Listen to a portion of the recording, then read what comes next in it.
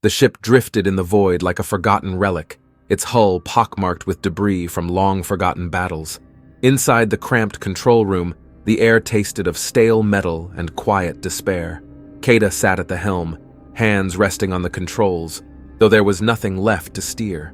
The black star loomed ahead, a dying sun, swollen and malevolent, bleeding light into the dark. They had followed its orbit for weeks now, waiting for the mission's end, but no one dared say it out loud. Across from him, Lieutenant Verna flicked through readouts, her face tight with quiet fury.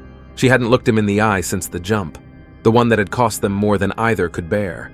Instead, she focused on her console, fingers moving mechanically, as if following protocol would keep them grounded. "The scan's clear," Verna muttered, though Kadeh doubted it. "Nothing new." He nodded. 14 bodies in cold storage, 14 who had followed him through the jump. The others had stayed on the station. Sometimes he still heard their voices, asking him to wait for another way. Verna's voice broke the silence. "Do you ever think about them?" she asked, eyes fixed on the display. "Who?" Kadeh replied, though he knew. "The ones who stayed." Kadeh's hands tightened on the controls, though there was no need for it. The ship was adrift, far from any gravity. "They made their choice. They didn't know what they were choosing," Verna shot back, turning to him now. Her eyes were hard. "None of us did." He had no defense. The Council's orders echoed in his head. Find the Black Star, bring back its secrets, save us. They hadn't been warned about the star's pull, how it twisted minds, bent time. They'd been promised an artifact, a power source. Instead, they found ruin. "We were misled," Kadeh said quietly. We didn't think," Verna interrupted, her voice sharp. "That's what you mean. You didn't think." He could say nothing. The wreckage around the Black Star had been warning enough. The lost signals, the vanished ships. The station crew had begged him not to make the jump. They had seen what was coming. "They knew what we didn't," Verna continued, voice lower now. "There's no coming back from this." "Maybe," Kadeh said, his voice flat. "Maybe they were right." Neither spoke. The hum of the ship was the only sound, a reminder of the silence closing in. Verna's console flickered, her brow furrowed. "There's something," she said, fingers moving fast across the display. "It's faint, but..." A burst of static filled the room, followed by a low, garbled voice. The words were indecipherable, warped by distance. Kadeh's gut twisted.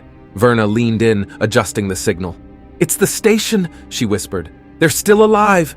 Kadeh crushed the flicker of hope. They couldn't go back. The station had gone silent weeks ago, long before they lost contact. The signal couldn't be human.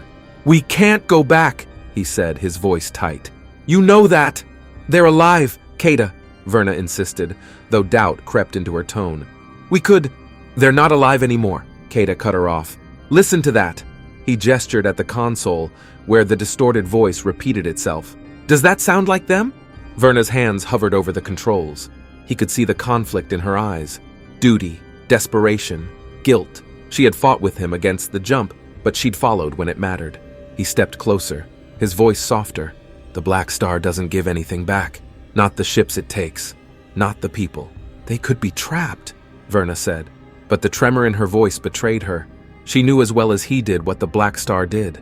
Its pull wasn't just physical. It warped minds, twisted everything. The ones who stayed were lost. If not dead, then worse. "We have 14 in storage," Kadeh said. "We still don't know what happened to them after the jump. Do you want to add more to that list?" Verna's eyes met his, but she didn't speak. They both knew the truth. The station crew hadn't refused the jump out of fear.